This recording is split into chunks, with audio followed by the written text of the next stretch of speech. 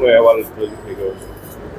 છેલ્લા કેટલાય વર્ષોથી સરકારે જે એક નવી પરંપરા ઊભી કરી છે કે સરકારના વહીવટને છુપાવવા માટે ભ્રષ્ટાચાર, ગેરરીતિઓને જે મેળાપીપણું થઈ રહ્યું છે, જે ગ્રાન્ટોનો દુર્વ્યય થઈ રહ્યો છે કે ગ્રાન્ટોને ડાયવર્ટ કરવામાં આવી રહી છે, એ બધી જ બાબતો છુપાવવા માટે કેગનો અહેવાલ છેલ્લા દિવસે મુકાયો.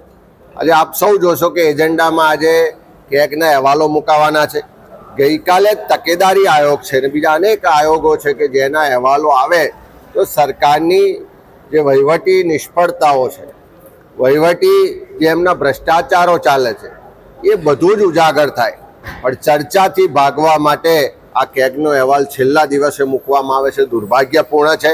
જો પહેલા દિવસે મૂકવામાં આવ્યો હોત તો પ્રજાના ચૂંટાયેલા તમામ 182 પ્રતિનિધિઓ એ અહેવાલ જાણી શકે, વાંચી શકે અને આખા વહીવટી તંત્રમાં જે પ્રજાના ટેક્સના પડસેવાના પૈસા છે એ યોગ્ય જગ્યાએ વપરાય છે કે કેમ, યોગ્ય જગ્યા સુધી પહોંચે છે કે કેમ, ક્યાં ગેરવહીવટ થાય છે, ક્યાં ભ્રષ્ટાચાર થાય છે, કોણ જવાબદાર છે, એ બધી જ ચર્ચા થઈ શકી હોત. પણ સરકાર પોતાની નિષ્ફળતા, ભ્રષ્ટાચાર ને ગેરવહીવટ છુપાવવા માટે છેલ્લા દિવસે આ અહેવાલ મૂકી રહી છે.